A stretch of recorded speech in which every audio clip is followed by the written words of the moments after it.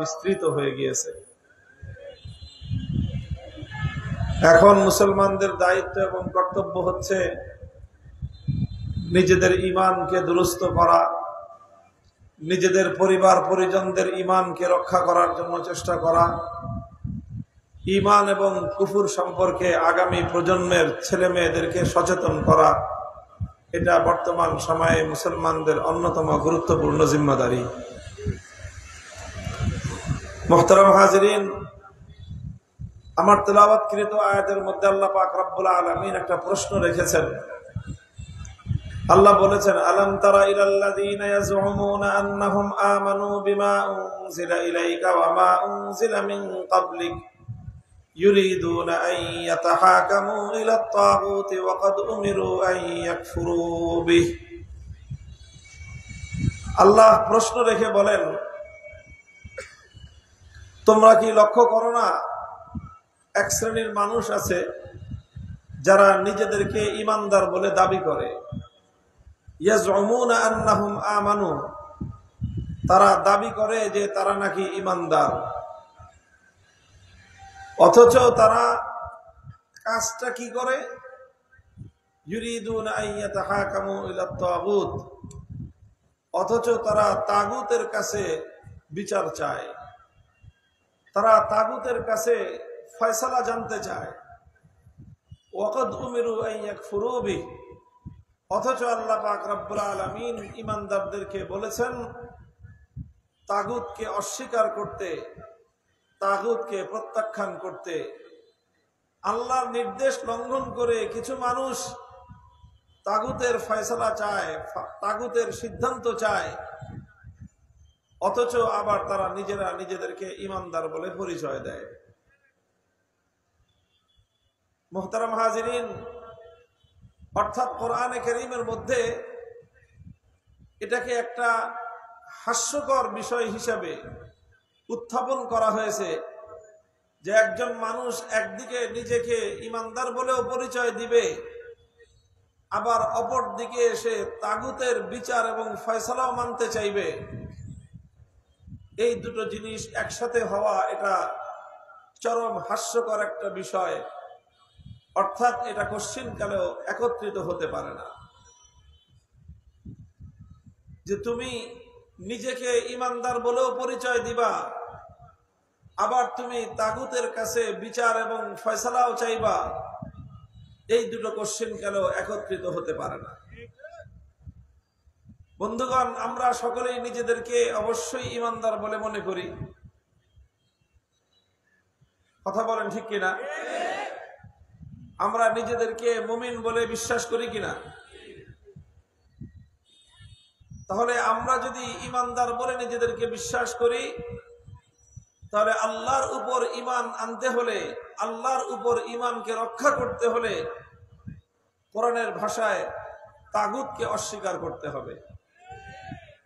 এখন আমাদের যাচাই করে দেখা দরকার যে আমি তো আল্লাহকে বিশ্বাস করি, কিন্তু তাগুতকে অস্বীকার করি কিনা। যারা তাগুতকে অস্বীকার করার সাহস রাখে না, আল্লাহর উপর তাদের ঈমান গ্রহণযোগ্য নয়।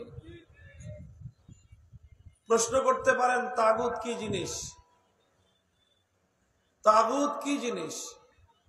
কোরআনে কারীমের মধ্যে অনেক জায়গাতে এই শব্দটি প্রয়োগ করা হয়েছে, ব্যবহার করা হয়েছে অনেক জায়গায়।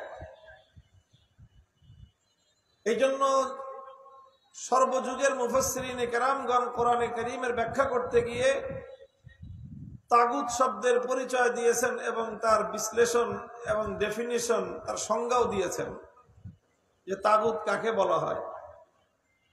নানা রকমের আলোচনা আছে, বিস্তারিত, সংক্ষিপ্ত। তবে সকল আলোচনাগুলোকে একত্রিত করলে সার সংক্ষেপ যেটা দাঁড়ায় সেটা হলো, তাগুত বলা হয় গায়রুল্লাহ মিম্মা ইউবাদ। সহজ কথায় আমি আপনাদেরকে খুব সংক্ষেপে 2-4 মিনিটের মধ্যে তাগুতের সংজ্ঞা বুঝাই, তাহলে কোরআনের আয়াত এবং ঈমানের পরিচয় বুঝতে সুবিধা হবে। মুহতারাম হাজিরিন, মহাবিশ্বের মধ্যে লা শরীক, যার কোনো শরীক নাই, যার কোনো তুলনা নাই, যার কোনো মিসাল নাই, যার কোনো উপমা নাই, এমন একমাত্র সত্তাকে একমাত্র এমন লা শরীক সত্তা হলেন আল্লাহ পাক রব্বুল আলামিন।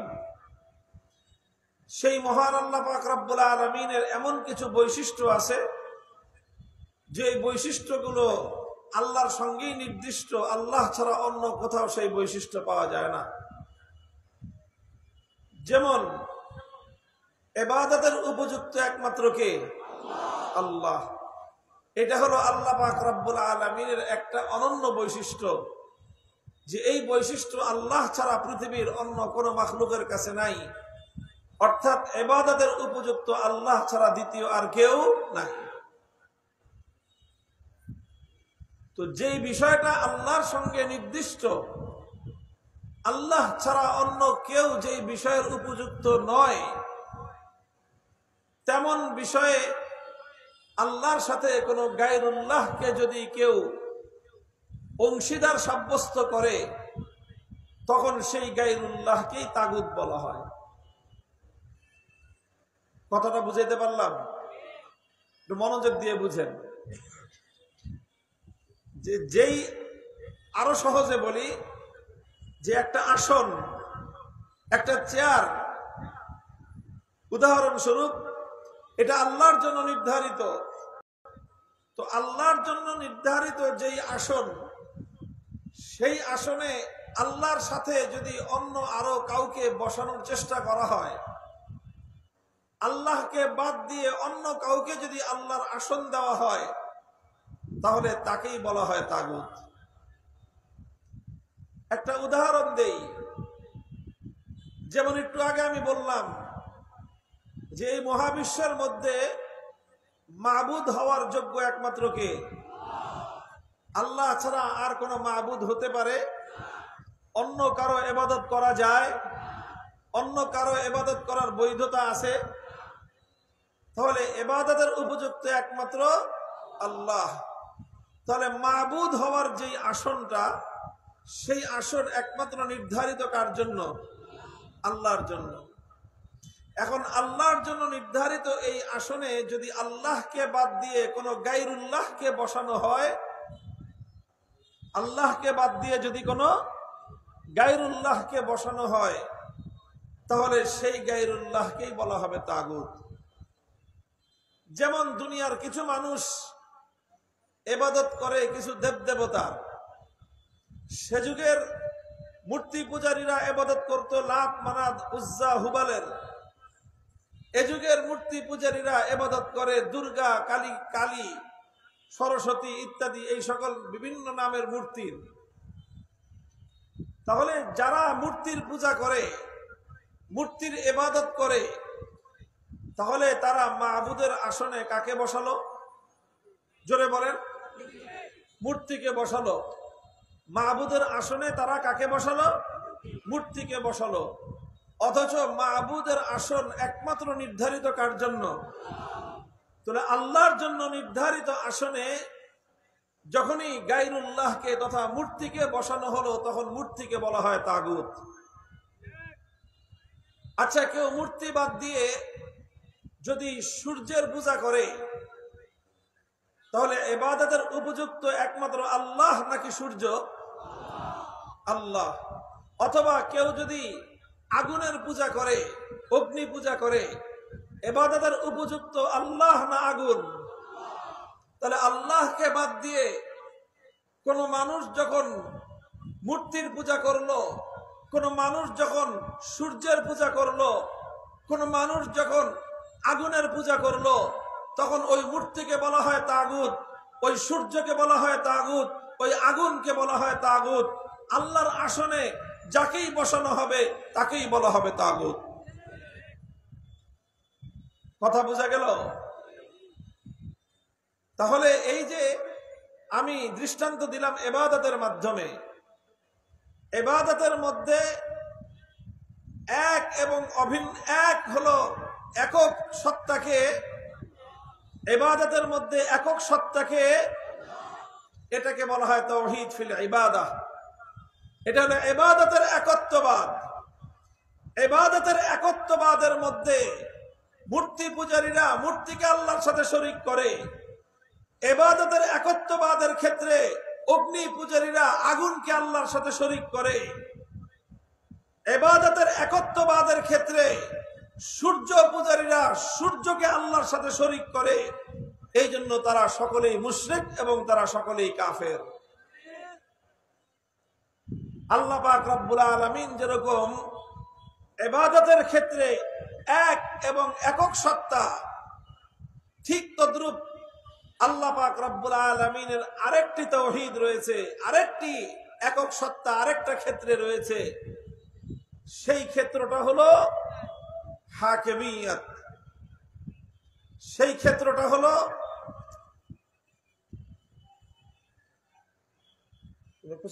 লোক আছে না, আমার পরে উঠা দিয়ে তোমরা এখানে বসছে কি জানো, তোমার দিতে বলছেন, খোঁচাখুচি করতে বলছে।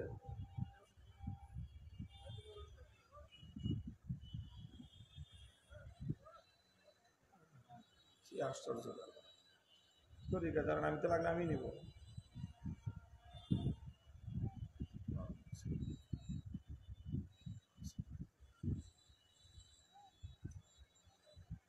কি বলতেছিলাম?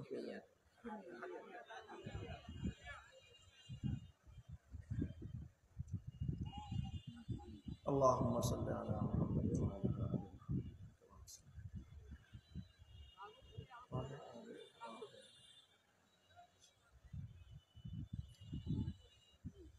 আমি বলতেছিলাম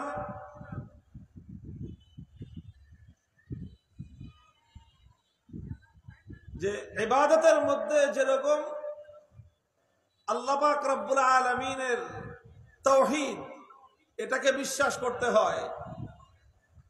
যারা আল্লাহকে বাদ দিয়ে কোনো মূর্তির অথবা কোনো আগুনের অথবা কোনো সূর্যের পূজা করলো, তারা আল্লাহর তাওহীদকে অস্বীকার করে, ইবাদতের তাওহীদকে অস্বীকার করে তারা মুশরিকে পরিণত হলো।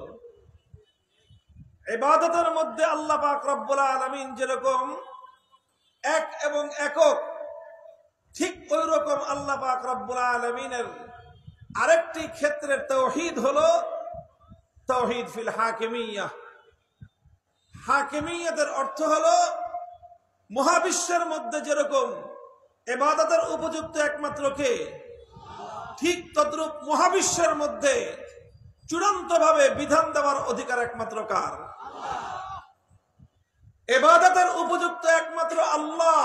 এটাকে বলা হয় তাওহীদ ফিল ইবাদাহ। বিধান দেওয়ার অধিকার একমাত্র আল্লাহর, এটাকে বলা হয় তাওহীদ ফিল হাকিমিয়্যাহ। ইবাদতের মধ্যে যেরকম আল্লাহর সাথে কাউকে শরীক করা যায় না, ঠিক তদ্রূপ বিধান দেওয়ার ক্ষেত্রেও, বিধানের মালিক বানানোর ক্ষেত্রেও এক আল্লাহর সঙ্গে কাউকে শরীক করা যায় না। মুহতারাম হাজিরিন, যেমনি ভাবে কোন মানুষ যদি আল্লাহকে বাদ দিয়ে দুর্গা, সরস্বতী, কালীকে পূজা করে, সে যেরকম মুশরিক, কোন ব্যক্তি আল্লাহকে বাদ দিয়ে যদি আগুনের পূজা করে, সে যেরকম মুশরিক। প্রশ্নটা বোঝা গেল? এটা স্বাভাবিকভাবে প্রশ্ন কেউ করতে পারে যে ইবাদতের উপযুক্ত যেমন একমাত্র আল্লাহ, বিধান দেওয়ার একমাত্র অধিকার কার? তাহলে ইবাদতের মধ্যে যেরকম তাওহীদ এবং একত্ববাদকে মানতে হয় মুমিন হইতে হলে, ঠিক তদ্রূপ বিধানের ক্ষেত্রেও একত্ববাদ এবং তাওহীদকে মানতে হবে, নচেত ঈমানদার হওয়া যাবে না। এখন প্রশ্ন হচ্ছে, যদি আমি বিধানের ক্ষেত্রে একমাত্র আল্লাহকে বিশ্বাস করি, তাহলে দুনিয়া চলবে কিভাবে? তাহলে দুনিয়ার আইন আদালত চলবে কিভাবে? দুনিয়ার কোন পরিষদ, দুনিয়ার কোন সংসদ, দুনিয়ার কোন ফোরাম, তারা কি কোনো আইন তৈরি করতে পারবে না? এটা হলো প্রশ্ন। এবার শুনুন, আমি সেই প্রশ্নের জবাব দেই কোরআন হাদিসের আলোকে। কোরআন হাদিসের আলোকে প্রশ্নের জবাব হলো যে হ্যাঁ, দুনিয়ার মানুষ আইন তৈরি করতে পারবে। বিভিন্ন অথরিটি, বিভিন্ন কর্তৃপক্ষ আইন তৈরি করতে পারবে। একটা স্কুল কর্তৃপক্ষ তার স্কুলের জন্য আইন তৈরি করতে পারবে। একটা অফিস কর্তৃপক্ষ তার অফিসের জন্য একটা আইন তৈরি করতে পারবে, একটা মাদ্রাসা কর্তৃপক্ষ তার মাদ্রাসার জন্য আইন তৈরি করতে পারবে, একটা সংসদ তার দেশের জন্য আইন তৈরি করতে পারবে, একটা মন্ত্রী পরিষদ রাষ্ট্রের জন্য আইন তৈরি করতে পারবে, একজন বাদশাহ, রাজা, প্রধানমন্ত্রী, প্রেসিডেন্ট একটা আইন তৈরি করতে পারবে, একটা আদালত, বিচার ব্যবস্থা আইন তৈরি করতে পারবে। সবাই আইন তৈরি করতে পারবে, তবে একটা শর্তে পারবে। কয়টা শর্ত? জোরে বলেন, কয়টা শর্ত? একটা শর্তে আইন তৈরি করবার অধিকার মাখলুকের আছে। কয় শর্তে? এক শর্তে আইন তৈরি করবার অধিকার মাখলুকের আছে। আর সেই শর্ত হলো এই: কোন মাখলুকের আইন, কোন মানুষের আইন, কোন আদালতের আইন, কোন রাষ্ট্রের আইন, কোন মন্ত্রী পরিষদের আইন, কোন সংসদের আইন, কোন প্রধানমন্ত্রীর আইন, কোন রাষ্ট্রপতি, রাজা, বাদশার আইন, কোন আইন আমার আল্লাহর কোন আইনের সাথে এক চুল পরিমাণ বিরোধ হতে পারবে না। লা তাআতা লিমাখলুকিন ফি মাসিয়াতিল খালিক ইনিল হুকমু ইল্লা লিল্লাহ। আল্লাহর কোরআনের অসংখ্য আয়াত, আল্লাহর নবীর অসংখ্য হাদিস থেকে এই কথা দ্ব্যর্থহীন ভাবে, সন্দেহাতীত ভাবে প্রমাণিত। দুনিয়ার সমগ্র মানব জাতি মিলেও, দুনিয়ার 700 কোটি মানুষ যদি ঐক্যবদ্ধ হয়ে যায়, দুনিয়ার 700 কোটি মানুষ যদি একমত হয়ে যায়, দুনিয়ার সব ধর্মের মানুষ যদি একমত হয়ে যায়, দুনিয়ার সমস্ত আলেম ওলামা যদি একমত হয়ে যায়, দুনিয়ার সমস্ত জ্ঞানী বিজ্ঞানীরা যদি একমত হয়ে যায়, দুনিয়ার সমস্ত দার্শনিক, সমস্ত ফলসফিরা যদি ঐক্যমত হয়ে যায়, তাম পৃথিবীর সমস্ত রাষ্ট্রগুলো যদি ঐক্যমত হয়ে যায়, তাম পৃথিবীর সমগ্র মানব জাতি মিলেও আমার আল্লাহর হাজার হাজার আইনের লক্ষ কোটি ভাগের 1 ভাগের বিরুদ্ধাচরণ করবার অধিকার রাখে না, অধিকার রাখে না, অধিকার রাখে না। এটার নামই হলো তাওহীদ ফিল হাকিমিয়া। এটার নামই হলো তাওহীদ ফিল হাকিমিয়া। এটার নামই হলো আইনের ক্ষেত্রে আল্লাহ পাকের একত্ববাদ এবং তাওহীদ। মুহতারাম হাজিরিন, এই জন্য যেমনি ভাবে কোন মানুষ আল্লাহকে বাদ দিয়ে কোন গায়রুল্লাহর ইবাদত করতে পারে না, আল্লাহকে বাদ দিয়ে অন্য কারো ইবাদত করলে একজন মানুষ যেরকম ইমানদার থাকতে পারে না, বেঈমানে পরিণত হয়, ঠিক তদ্রূপ কোন ইমানদারের পক্ষে আল্লাহর আইনের বিরুদ্ধে যেই সকল আইন দুনিয়াতে তৈরি করা হয়, সে আইন কোন আদালত করুক, সে আইন কোন সংসদ করুক, সে আইন কোন পার্লামেন্ট করুক, সে আইন কোন রাষ্ট্রনায়ক, রাষ্ট্রপতি করুক, সে আইনকে যে ব্যক্তি এক আল্লাহর উপর ঈমান এনেছে, এক আল্লাহতে বিশ্বাসী কোন মুমিন, কোন ঈমানদার আল্লাহর আইনের বিরুদ্ধে রচিত কোন আইনকে শ্রদ্ধা করতে পারে না, সে আইনকে সে মন থেকে কোনোদিন মেনে নিতে পারে না।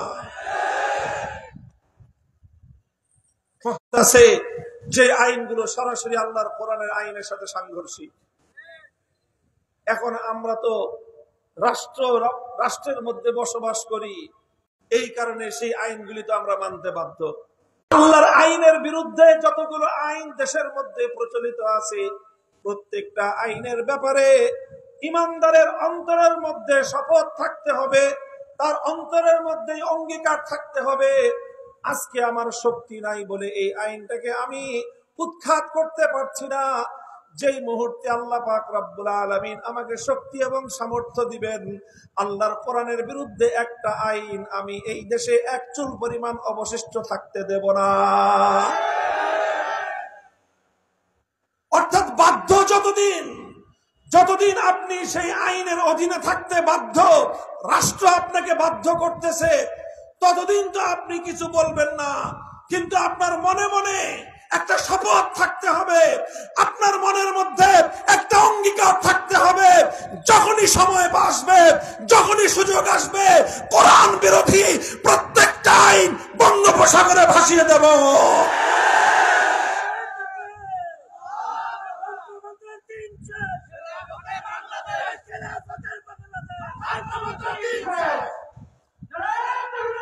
মুহতারাম হাজিরিন, আমি আরেকটা কথা আপনাদেরকে দৃষ্টি আকর্ষণ করে বলি যে দেখেন, ঈমান অত্যন্ত গুরুত্বপূর্ণ একটা বিষয়, ঈমান খুব জরুরি একটা বিষয়। আজ দুঃখ লাগে, মুসলমান ঈমানদাররা ঘরে ঘরে মুসলমান পরিচয়, বংশ পরম্পরায় মুসলমান, কিন্তু আমাদের মধ্যে আজ ঈমানের ব্যাপারে চরম গাফলতি, অবহেলা, অসচেতনতা আজকে মুসলমানদের মধ্যে দেখা দিচ্ছে। আল্লাহর কোরআন স্পষ্ট ঘোষণা করে দিয়েছে, আল্লাহর কোরআন ঘোষণা দিয়েছে কোন মুমিন নারীকে, কোন মুসলমান মেয়েকে কোন মুসলিম পুরুষ বিবাহ করতে পারবে না। কোন মুসলিম নারীর জন্য কোন অমুসলিম পুরুষের সঙ্গে বিবাহ বন্ধন আল্লাহর কোরআনের সুস্পষ্ট ঘোষণা অনুযায়ী হারাম। আইন কার? চিৎকার করে বলেন, এই আইন কার? মুসলিম নারী কোন হিন্দু পুরুষের সাথে বিবাহ হতে পারে না, কোন মুসলিম নারী খ্রিস্টান পুরুষের সাথে বিবাহ হতে পারে না, কোন মুসলিম নারী বৌদ্ধ পুরুষের সাথে বিবাহ হতে পারে না, কোন মুসলিম নারী ইহুদি পুরুষের সাথে বিবাহ হতে পারে না। বলবেন হুজুর যে অনেকে যে করে, যারা এটাকে করে এবং এটাকে বিবাহের নাম দেয়, যারা মুসলিম নারীর সাথে অমুসলিম পুরুষকে একত্রিত করে দিয়ে এটাকে আবার বিবাহের নাম দেয়, তারা ডবল অপরাধ করে। এক হলো অপরাধ করেছে, হারাম কাজ করেছে, আবার এটাকে পবিত্র বিবাহের শব্দ দিয়ে বিবাহের বিধানকে তারা কলঙ্কিত করার চেষ্টা করে। কথা বলতে বলতে কতদূর পর্যন্ত চলে যেতে হয়। এই সকল বিষয়গুলো আজ মুসলিম সমাজের মধ্যে ধীরে ধীরে মুসলিম সমাজকে ঈমান থেকে আস্তে আস্তে বিচ্যুত করার পায়তারা চালানো হচ্ছে। আমাদের বাংলাদেশের, আপনাদের এই দক্ষিণবঙ্গের, গোটা বাংলাদেশেরই অবিসংবাদিত একজন নেতা, তার একজন নাতিন আছে, নাতিন, দুইটা মেয়ে রেখে তিনি মারা গেছেন। তার বড় ঘরের একটা ছেলে, আর বড় মেয়ের ঘরে একটা ছেলে আর একটা মেয়ে আছে। ওই ছেলেটা বিয়ে করছিল একটা খ্রিস্টান মেয়েকে। তারপরে তিনি ব্যাখ্যা দিলেন যে মুসলিম পুরুষের জন্য আহলে কিতাব বিবাহ করার একটা বিধান আছে। ঘুরায় পেঁচায় তিনি তার পুত্রবধূকে আহলে কিতাব সাব্যস্ত করলেন। আচ্ছা ঠিক আছে, ধরে নিলাম। ওটা নিয়ে অনেক লম্বা বিতর্ক আছে, ওই আলোচনায় আমি যাচ্ছি না। কিন্তু ওনার ভাগ্নি, সেই নেতার ছোট মেয়ে, ওই মেয়ের একটা মেয়ে আছে, সে একটা বিদেশি একটা রাষ্ট্রের এমপি। সে বিয়ে করছে নাম একটা খ্রিস্টান ছেলেকে।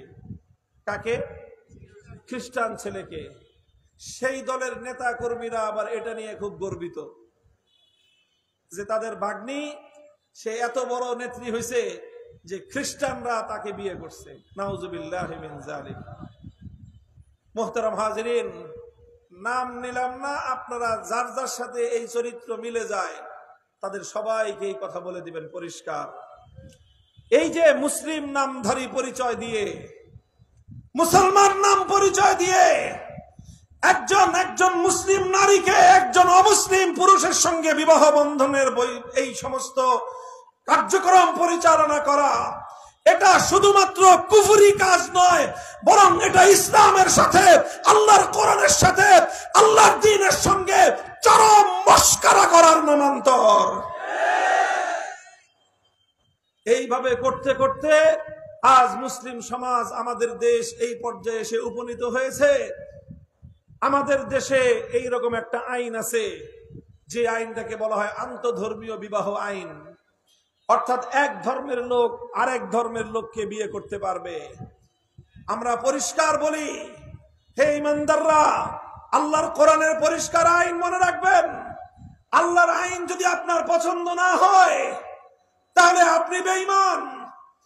ঈমানের দাবি করা আপনার জন্য ভণ্ডামি আর মুনাফিকি ছাড়া কিছুই নয়। আল্লাহর কোরআনের আইন ভালো লাগে না, আল্লাহর শরীয়তের আইনের উপর প্রশ্ন তুলবেন, আবার নিজেদেরকে ঈমানদার বলে দাবি করবেন, পৃথিবীতে এর চেয়ে বড় ভণ্ডামি আর মুনাফিকি কিছুই হতে পারে না। যারা ঈমান নিয়ে ভণ্ডামি করতে পারে, যারা তাদের সৃষ্টিকর্তার সঙ্গে ভণ্ডামি করতে পারে, তারা কশ্চিনকালেও কোন মানুষের সঙ্গে আন্তরিক হতে পারে না। কোন জাতি এবং রাষ্ট্রের জন্য তাদের দ্বারা কল্যাণের কোনো কিছু আশা করা যায় না। আজ বিষয়টা গড়াতে গড়াতে এই পর্যন্ত গড়িয়েছে, এই যে আন্তধর্মীয় প্রচলিত যেই রাষ্ট্রের যে বিধান আছে, আন্তধর্মীয় বিবাহের বৈধ আইন, এক ধর্মের ছেলে মেয়ের সাথে আরেক ধর্মের ছেলে মেয়ের বিবাহ, ইসলাম এক্ষেত্রে পরিষ্কার বলেছে, আল্লাহর কোরআন পরিষ্কার বলেছে যে কোন মুসলিম নারী কোন অমুসলিম পুরুষের জন্য হালাল নয়, বৈধ নয়, যতক্ষণ পর্যন্ত সেই অমুসলিম পুরুষ কালেমা পড়ে ঈমানদার না হবে। অমুসলিম পুরুষ ঈমান গ্রহণ করার পূর্বে কোন মুসলিম নারীকে যদি তার সঙ্গে বিবাহ নামক এই ধরনের প্রহসনের কেউ আয়োজন করে, যারা যারা যেই বিবাহ নামক প্রহসনের আয়োজন করবে, আল্লাহর কোরআনের বিধানের সঙ্গে তামাশা করবার অপরাধে সবগুলো বেঈমান এবং কাফের। আল্লাহর কোরআনের বিধানের সঙ্গে তামাশা করা, কোরআনের বিধান নিয়ে উপহাস করা, কোরআনের বিধানের সরাসরি বিরুদ্ধাচরণ করা, এটাও কুফরি এবং বেঈমানি। বন্ধুগণ, আজ এ কথা বলতে আমাদেরকে বড় দুঃখ পেতে হয়। আমাদের হৃদয় আজকে জর্জরিত। এই সমস্ত আমার রাষ্ট্রের নিরাপত্তাহীনতার কারণে রাষ্ট্রীয় ব্যবস্থায় মুসলমানদের ঈমান আমলের কোন হেফাজত করা তো দূরের কথা, ন্যূনতম মুসলমানদের জান মাল ইজ্জতের নিরাপত্তাটুকু আজ এই রাষ্ট্র দিতে পারতেছে না। আপনারা গত সপ্তাহ 10 দিন ধরে দেখতেছেন গোটা বাংলাদেশ একটা বিষয় নিয়ে তোলপাড় সৃষ্টি হয়ে গিয়েছে। মুসলমানদের বিরুদ্ধে এক গভীর ষড়যন্ত্র চলছে। পৃথিবীতে একটা সন্ত্রাসী সংগঠন, জঙ্গিবাদী একটা সংগঠন, নাম হলো ইসকন। ইসকন নামধারী সন্ত্রাসীরা, জঙ্গিবাদীরা, ইসলাম হলো তাদের প্রধান টার্গেট। সারা দুনিয়াতে ইসলাম এবং মুসলমানদের বিরুদ্ধে গভীর ষড়যন্ত্র পরিচালনা করে। ইতিপূর্বে বহু আগেই আমরা এদের বিরুদ্ধে কথা বলতেছি, জাতিকে সতর্ক করতেছি, রাষ্ট্রকে সতর্ক করতেছি। দুর্ভাগ্যজনকভাবে আমাদের রাষ্ট্রের কর্ণধার যারা, তারা কানের মধ্যে তেল দিয়ে ঘুমায় থাকে। এই জন্য আমাদের চিৎকার, আমাদের আর্তনাদ তাদের কর্ণকুহরে প্রবেশ করে না। মুসলমান শাসক বর্গ যদি ঘুমিয়েও থাকে, ইমানদার আলেম সমাজ ঘুমিয়ে থাকতে পারে না। মুসলমান যাদের আত্মমর্যাদা সম্পন্ন ঈমান যাদের হৃদয়ে আছে, তারা এই পরিস্থিতিতে ঘুমিয়ে থাকার সুযোগ নাই। আজ ইসকন নামক এই জঙ্গিবাদী সন্ত্রাসী বেঈমান গোষ্ঠী আমার আর তোমার ঘর পর্যন্ত তাদের সন্ত্রাসের হাতকে প্রলম্বিত করে দিয়েছে। তারা বাংলাদেশের বিভিন্ন অঞ্চলে ঘটনাগুলো ঘটতেছে। গত সপ্তাহে ঢাকার পার্শ্বে গাজীপুরে 13 বছরের একটা মুসলিম কিশোরী, 13 বছর বলে, কিন্তু সামাজিক যোগাযোগ মাধ্যমে তার যেই ভিডিও চিত্র প্রদর্শিত হয়েছে, এটা আমার মনে হয় না যে 13 বছর, বরং বয়স আরো কম হবে। এরকম অল্প বয়স্কা একটা ছোট্ট কিশোরী মেয়ে এলাকায় কাছাকাছি থাকে। এক হিন্দু যুবক তাকে যে কোনো ভাবে তার সাথে পয় পরিচয় ঘটিয়ে তারপর তাকে যে কোনো অজুহাতে ডেকে নিয়ে তারপর তার সাথে আরো 3-4 জন, তার একটা গ্যাং সাঙ্গপাঙ্গ জোট বেঁধে ছোট্ট এই মেয়েটাকে অপহরণ করে নিয়ে গেছে। নিয়ে গিয়ে একটা বাসার মধ্যে 3 দিন পর্যন্ত আটকে রেখেছে। আটকে রেখে 3 দিন পর্যন্ত সেই হিন্দু যুবক উপর্যপুরী ছোট্ট এই বালিকা কিশোরী মেয়েটাকে ধর্ষণ করেছে দিনের পর দিন, রাতের পর রাত। এই ঘটনা প্রকাশ হওয়ার পর যেই বিবরণ এসেছে, সেই বিবরণ দ্বারা বোঝা যায় যে শুধুমাত্র তাকে ধোঁকা দেওয়া হয়েছে তাই নয়, যে কোনো ভাবে তাকে তারা নিজেদের বশীভূত করার জন্য কোন কুফরি কালামও করে থাকতে পারে বলে আমার সন্দেহ। এইভাবে ষড়যন্ত্রের মাধ্যমে এই ঘটনাগুলো ঘটতেছে। বাংলাদেশের আগে উত্তরবঙ্গের নওগাঁ জেলায় ঘটনা ঘটেছে, বিভিন্ন জেলায় জেলায় আজ এই ধরনের ঘটনাগুলো ঘটতেছে। এরপরে গত 3-4 দিন আগে দেখলাম প্রচার মাধ্যমে এইরকম এক ষড়যন্ত্রকারীকে কিছু মুসলমান যুবক তাকে পাকড়াও করেছে, পাকড়াও করে তাকে জিজ্ঞাসাবাদ করতেছে। সে জিজ্ঞাসাবাদে যে তথ্য দিয়েছে সেই তথ্য শুনলে যে কোনো মুসলমানের লোম দাঁড়িয়ে যাওয়ার কথা। সে তথ্য দিচ্ছে যে তাকে একটা সংগঠনের পক্ষ থেকে তাদেরকে 30,000 টাকা করে দেওয়া হয়। 30,000 টাকা। কাজটা কি? কাজ হলো যে কোনো একটা মুসলিম মেয়ের সাথে, মুসলমানদের কোনো তরুণী অথবা কোনো কিশোরীর সাথে ভাব জমাইতে হবে, সম্পর্ক করতে হবে। এরপরে সম্পর্ক করে যে কোনো ভাবে মুসলিম কিশোরী এবং তরুণীদের সাথে দৈহিক সম্পর্ক তৈরি করতে হবে। দৈহিক সম্পর্ক তৈরি করার মাধ্যমে মুসলিম তরুণীদের গর্ভে হিন্দু যুবকদের বীর্য তার মধ্যে প্রবেশ করিয়ে মুসলমানদের গর্ভে হিন্দুদের সন্তান জন্ম দেওয়ার এক ভয়াবহ প্রকল্প এবং ষড়যন্ত্র নিয়ে তারা মাঠে নেমেছে। যেই সমাজে যুবকদের 30,000 টাকা পাবে একটা ঘটনা ঘটাইতে পারলেই এরপরে তারা শত শত হাজার হাজার যুবক মাঠে নেমে পড়েছে এই প্রকল্প বাস্তবায়নে। যে তারা এখন মুসলিম মেয়েদেরকে, মুসলমানদের তরুণীদেরকে, মুসলমানদের কিশোরীদেরকে কখনো নিজের পরিচয় গোপন করে, কখনো নিজের পরিচয় প্রকাশ করে তাদের সঙ্গে এই ধরনের সম্পর্ক তৈরি করে তারপরে তারা এই বিপজ্জনক, নৃশংস, এই লজ্জাস্কর এবং এই ঘৃণ্য, এই নির্লজ্জ কার্যক্রম তারা পরিচালনা করতেছে। বাংলাদেশে এখন ব্যাপক হারে এই ঘটনাগুলো ঘটতেছে। মুহতারাম হাজিরিন, ও মুসলমান যুবকেরা, হে মুসলমান বাবারা, হে মুসলমান সন্তানেরা, আজ তোমার বোনের ইজ্জত তোমার ঘরের মধ্যে লুণ্ঠিত হচ্ছে। আজ তোমার কন্যাকে নিয়ে বিজাতিরা এভাবে তার ইজ্জত নিয়ে ছিনিমিনি খেলছে। হে মুসলমান সন্তানেরা, আগামীর মায়েদের ইজ্জত নিয়ে বেঈমানেরা এভাবে তারা ছিনিমিনি খেলছে। এই পরিস্থিতি দেখাচ্ছে মুসলমানদের আত্মমর্যাদা সম্পন্ন যুবক এবং তরুণদের কচু গাছের গলার কচু গাছে দড়ি দেওয়া দরকার।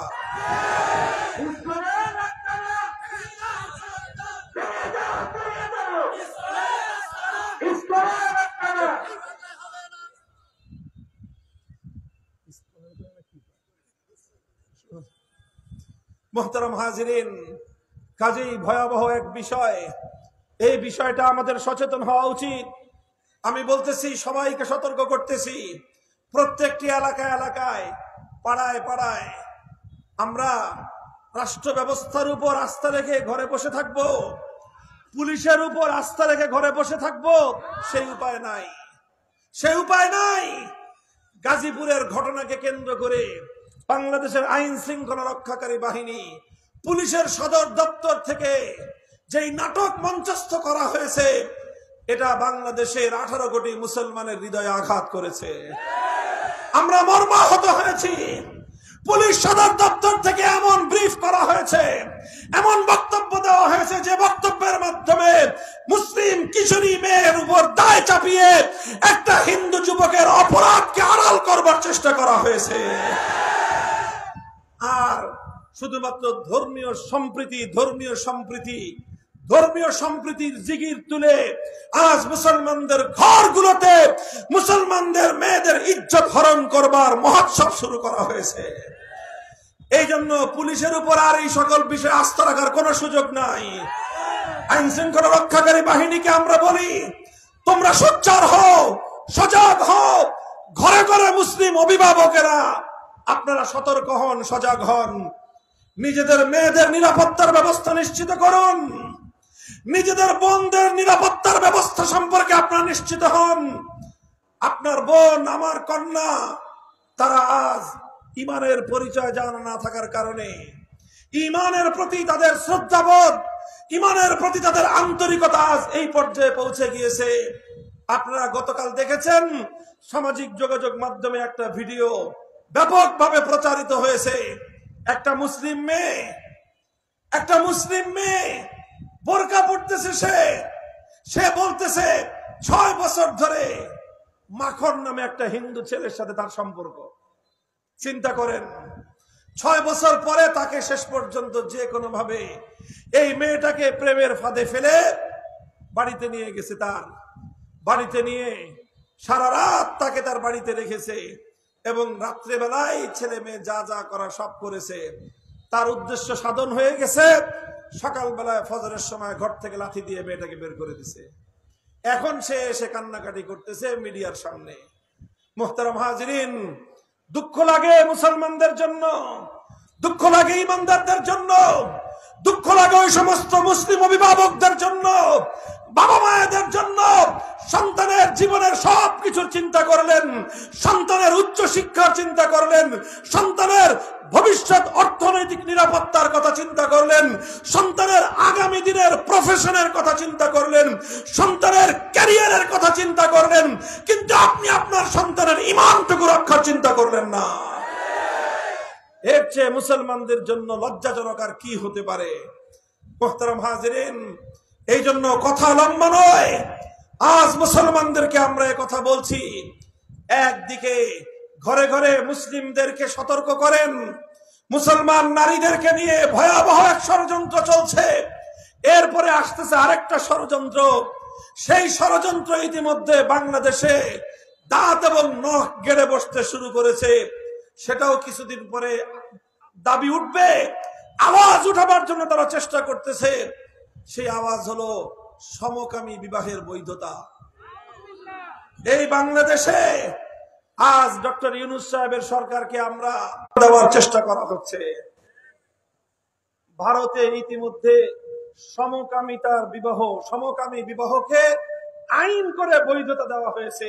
অর্থাৎ ভারত রাষ্ট্রে বিবাহের জন্য পুরুষ আর নারীর প্রয়োজন নাই। দুইজন পুরুষ একে অপরকে বিবাহ করতে পারে ভারতে। দুইজন মহিলা একজন আর একজনের সাথে বিবাহ বন্ধন করতে পারে। এগুলো ভারতে ইতিমধ্যে এই আইন তৈরি হয়ে গেছে। এখন ভারত থেকে বাংলাদেশে অনেক কিছু রপ্তানি করা হয়েছে। ভারত থেকে সর্বশেষ রপ্তানি করা এই দুইটা মাল, 1 নম্বর মুসলিম নারীদের গর্ভে হিন্দুদের সন্তান জন্ম দেওয়ার প্রজেক্ট, 2 নম্বর হলো ভারত থেকে বাংলাদেশের অভ্যন্তরে সমকামিতার বিবাহকে বৈধতা দেওয়ার মতো নতুন প্রজেক্ট।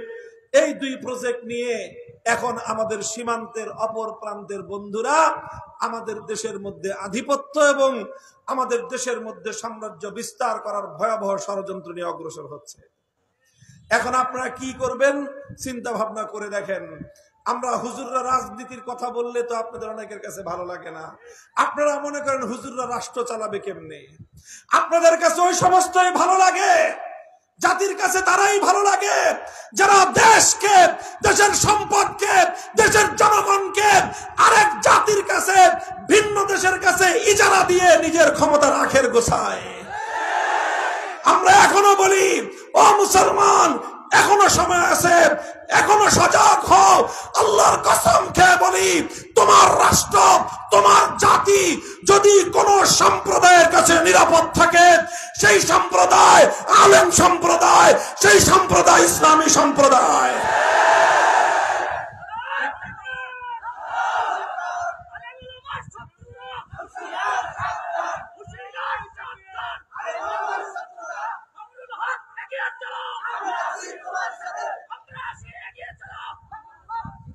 মুহতারাম হাজিরিন, কাজে আমি আপনাদের কাছে যেই কথা বলে শুরু করেছিলাম, হে মুসলমান, আমাদের ঘর পর্যন্ত শত্রুরা পৌঁছে গিয়েছে। এখন আমাদের ছেলেদেরকে নয়, শুধু আমাদের মেয়েদেরকে টার্গেট করেছে তারা। ও মুসলমান, এক সময় তো মুসলমানরা এমন ছিল, এক বোনের ইজ্জতের প্রতিশোধ গ্রহণ করবার জন্য সেই আরব থেকে মুহাম্মদ বিন কাসেম 5000 মাইল সফর করে হিন্দুস্তানে এসে রাজা দাহিরের অন্ধকার প্রকোষ্ঠের উপর হামলা চালিয়ে রাজা দাহিরের ক্ষমতার পতন ঘটিয়ে নিজের বোনের ইজ্জত রক্ষা করেছিল। আজ তোমার ঘরে তোমার বোনের ইজ্জত নিয়ে শয়তানেরা, বেঈমানের বাচ্চারা ছিনিমিনি খেলতেছে, আর তুমি এখন নাকে তেল দিয়ে ঘুমাচ্ছ। আসো, আল্লাহর নবী মুহাম্মদ আরবি সাল্লাল্লাহু আলাইহি ওয়াসাল্লাম সোনার মদিনায় সর্বপ্রথম ইহুদিবাদের বিরুদ্ধে যে পদক্ষেপ নিয়েছিলেন, ইতিহাস প্রমাণ, মদিনাতে 3টা ইহুদি সম্প্রদায় থাকতো, বনু কুরাইজা, বনু নজির আর বনু কাইনুকা। সর্বপ্রথম মুসলমানদের সংঘাত হয়েছিল বনু কাইনুকা এর সাথে। ঘটনা কি ছিল? ঘটনা সামান্য এতটুকু ছিল, মদিনার বাজার তখনও পর্দার বিধান নাজিল হয় নাই। মুসলিম মেয়েরা ব্যাপকভাবে বাজার সদাই করত। একজন মুসলিম নারী বাজারে গেছে পণ্য খরিদ করতে, সদাই কিনতে। এই মেয়েটা একটা দোকানে বসে পণ্য দেখতেছিল, খেজুর হবে অথবা গম টম কিছু একটা হবে, পণ্য দেখতেছিল। পেছন থেকে এক দুরাচার ইহুদি এসে সেই মুসলিম মহিলার পরনে কাপড় যেটা ছিল, নিম্নাঙ্গের কাপড় যেটা ছায়া বলি আমরা অথবা পেটিকোট বলি, সেই কাপড়টাকে, তার উপরের যেই কাপড় থাকে যেটা কামিজ জামা যেটাকে বলি, নিচের কাপড়টাকে একটা কাঁটা দিয়ে উপরের কাপড়ের সাথে আটকে ফেলছে। পিছন থেকে মহিলা এটা খেয়াল করে নাই। আপনার পিছনে আপনার নিচের কাপড়টাকে যদি আরেকটা উপরের কাপড়ের সাথে কেউ আটকায় দেয়, এটা তো আপনার খবর হওয়ার কথা না। কথা ঠিক কিনা? এই ঘটনা সেই ইহুদি ঘটাইছে। মহিলা যখন সদাইপাতি কিনে দাঁড়াইছে, দাঁড়ানোর সাথে সাথে তার পিঠের মধ্যে আটকে দেওয়া তার নিচের কাপড়টা, তার ছায়া অথবা তার পেটিকোটটা উপরে উঠে গেছে। নাউজুবিল্লাহ। হঠাৎ করে এই মহিলা পুরা বাজারের মধ্যে শত শত মানুষের সামনে তার সতর খুলে গেছে, তার পিছনের কাপড় উপরে উঠে গেছে। মহিলা এই অবস্থা দেখে সে লজ্জায় আর্তচিৎকার করে উঠেছে। সে যখন আর্তচিৎকার করে রাস্তার মধ্যে পড়ে গেছে, ইহুদিরা অট্ট হাসিতে ফেটে পড়ছে যে এই মহিলাকে অপমান করতে পেরেছে, লাঞ্ছিত করতে পেরেছে। এটা দেখে ইহুদিরা উল্লাসে ফেটে পড়ল। এই দৃশ্য দেখে মুসলমানদের এক যুবক এই দৃশ্য পুরোটা দেখেছে, সহ্য করতে পারে নাই যে এক মুসলিম যুবকের সামনে তার এক বোনের ইজ্জত নিয়ে এভাবে ছিনিমিনি খেলা হবে, তার একটা বোনকে এভাবে অপমান লাঞ্ছিত করা হবে, শত শত মানুষের সামনে এক মুসলিম নারীর সতর খুলে ফেলা হবে। একজন মুসলমান যুবক এই দৃশ্য দেখে নীরব থাকতে পারে না। কোষবদ্ধ তরবারি কোষ থেকে উন্মুক্ত করে সরাসরি সেই দুরাচার ইহুদির কল্লার উপর আঘাত করে দ্বিখণ্ডিত করে তাকে হত্যা করে ফেলেছে। একেবারে সরাসরি তার শাস্তি কার্যকর করে ফেলছে। এই ঘটনায় ইহুদিরা আবার পাল্টা হামলা চালিয়ে সেই মুসলিম যুবককেও তারা হত্যা করে ফেললো। স্পটে দুটো হত্যাকাণ্ড ঘটিত হয়ে গেল। একজন ইহুদি মুসলমানের হাতে মারা পড়লো, আর সেই মুসলমান যে তার বোনের ইজ্জতের নিশ্চিত নিরাপত্তা করার জন্য আজানের জবাব দেন। কথা শেষ করতেছি। আল্লাহুম্মা সাল্লি আলা মুহাম্মাদিন কামা সাল্লাইতা আলা ইব্রাহিম আল্লাহুম্মা রাব্বা হাযিহি দাওয়াতি তাম্মা সালাতান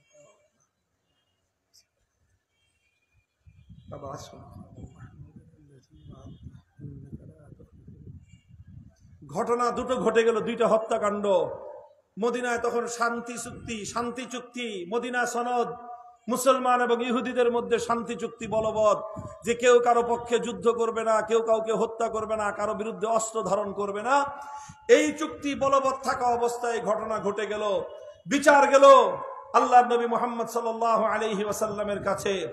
নবীজি পূর্ণ ঘটনার বিবরণ শুনে বললেন যে প্রথমে ইহুদিরা আমাদের সাথে কৃত চুক্তি ভঙ্গ করেছে, আমাদের এক বোনের ইজ্জত নিয়ে ছিনিমিনি খেলেছে, আমাদের একজন নারীর ইজ্জতের উপর তারা দস্তদারাজি করেছে, হস্তক্ষেপ করেছে। সুতরাং আর মুসলমান যেটা করেছে সেটা কোনো অন্যায় নয়। কোন মুসলিম পুরুষের সামনে, কোন মুসলমান যুবকের সামনে কোন মুসলিম তরুণীর লাঞ্ছনা হবে, এটা কোন মুসলমান দেখে নীরব থাকতে পারে না। কাজী আল্লাহর নবী ফয়সালা দিলেন, সম্পূর্ণরূপে এই ক্ষেত্রে ইহুদিরা দায়ী। আল্লাহর নবী ঘোষণা করলেন যে ইহুদিরা আমাদের বিরুদ্ধে এই ধরনের কার্যকলাপ পরিচালনা করেছে, যারা যারা বাজারে মুসলমানদের সঙ্গে এই ঘটনা নিয়ে সংঘাতে জড়িত হয়েছে, যদি বনু কাইনুকা তাদেরকে দৃষ্টান্তমূলক শাস্তির ব্যবস্থা করতে না পারে, তাহলে আমরা বনু কাইনুকায়ের বিরুদ্ধে আমরা অভিযান পরিচালনা করব। আল্লাহর নবী তাদেরকে আলটিমেটাম দিলেন যে কয়েকদিনের মধ্যে তোমাদেরকে সময় দিলাম, হয় বিচার করবে আর না হয় তোমাদের পুরা গোত্রের উপর আমরা অভিযান পরিচালনা করব। তোমাদের বিরুদ্ধে জিহাদের ঘোষণা দেওয়া হলো। মুহতারাম হাজিরিন, ইতিহাস বলে আল্লাহর পয়গম্বরের এই কঠোর অবস্থানের কারণেই শেষ পর্যন্ত বনু কাইনুকা মদিনা থেকে বিতাড়িত হয়েছে। সোনার মদিনা থেকে ইহুদিরা বিতাড়িত হওয়া শুরু হয়েছে। বন্ধুগণ, এক মুসলিম নারীর ইজ্জতের নিরাপত্তার জন্য মুহাম্মদ আরবি সাল্লাল্লাহু আলাইহি ওয়াসাল্লাম একটা জাতির বিরুদ্ধে জিহাদের ঘোষণা দিয়েছিলেন। হিন্দু রাজা দাহিরের জিন্দানখানায় বন্দী এক বোনের ইজ্জত রক্ষা করার জন্য মুহাম্মদ বিন কাসেম সুদূর হেজাজ থেকে হিন্দুস্তানে জিহাদের অভিযান পরিচালনা করেছিলেন। হে বাংলার মুহাম্মদ বিন কাসেমের উত্তরসূরিরা, আজ আবার সময় এসেছে, তোমরা ওঠো, দাঁড়াও, প্রস্তুত হও, ঘরে ঘরে মুসলমানদের মা বোনদের ইজ্জতের নিরাপত্তা নিশ্চিত করার জন্য দুর্গ করে তোলো।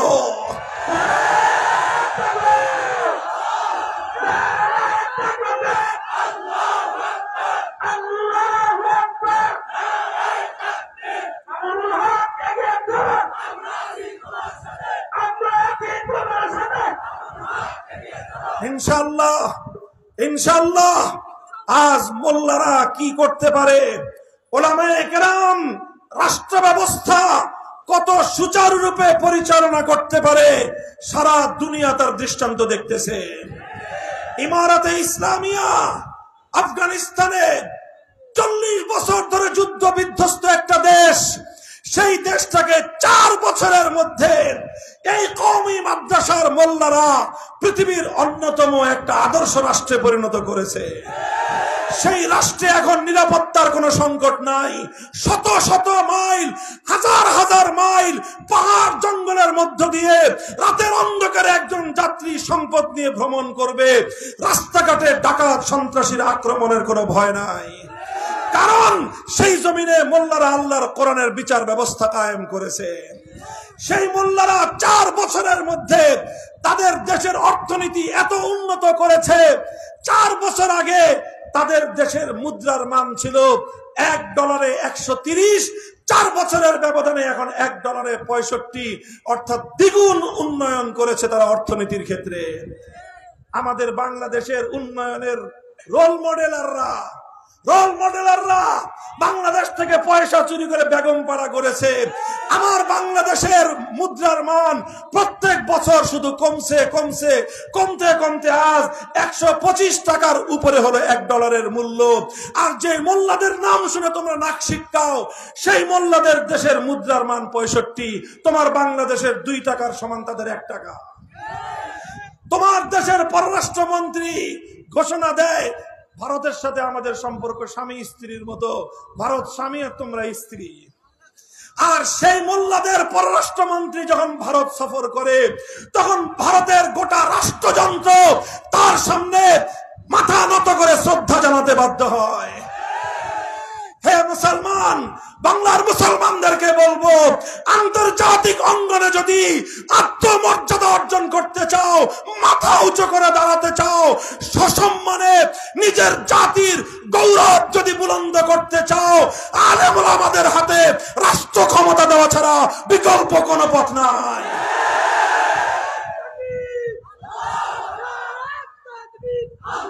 ও ভাই, অনেক রকম বাংলাদেশ আপনারা দেখেছেন, কথা বলেন ঠিক না বেঠিক? 55 বছরে হুজুরদেরকে দেন নাই, মোল্লাদেরকে রাষ্ট্র ক্ষমতা পরিচালনার দায়িত্ব আপনারা দেন নাই। একবার এক নেতা সোনার বাংলাদেশ গড়েছে, বাংলাদেশের মানুষ না খেয়ে দুর্ভিক্ষে মরেছে। এরপরে আরেক নেতা নতুন বাংলাদেশ গড়েছে, সেই নতুন বাংলাদেশের মানুষ নিরাপত্তা পায় নাই। আরেক নেতা সবুজ বাংলাদেশ গড়েছে, বাংলার মানুষ প্রকৃত সবুজ বাংলা উপহার পায় নাই। আরেক নেত্রী এসে ডিজিটাল বাংলাদেশ গড়েছে, ডিজিটাল চুরি ছাড়া বাংলার মানুষ কোনো কিছু পায় নাই। সোনার বাংলা দেখা শেষ, নতুন বাংলা দেখা শেষ, সবুজ বাংলা দেখা শেষ, ডিজিটাল বাংলা দেখা শেষ। এবারে বাংলাদেশ দেখতে চাই ইসলামের বাংলাদেশ, ইসলামের বাংলাদেশ।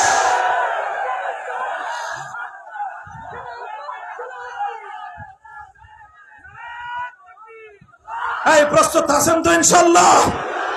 আপনারা প্রস্তুত হন ইনশাআল্লাহ। আমরাও প্রস্তুতি নিচ্ছি। এই দেশ আমাদের পূর্বপুরুষদের অশ্রু, ঘাম আর রক্ত দিয়ে কেনা দেশ।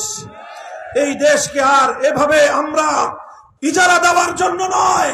এই দেশ পূর্বপুরুষদের ইচ্ছা এবং অভিপ্রায় অনুযায়ী আল্লাহর কোরআনের শাসন দ্বারা জাতি, ধর্ম, বর্ণ নির্বিশেষে প্রতিটি মানুষের অধিকার, জানমালের নিরাপত্তা, ইজ্জতের নিরাপত্তা, ধর্মীয় সম্প্রীতির নিরাপত্তা দেওয়ার নিশ্চয়তা আমরা প্রদান করছি।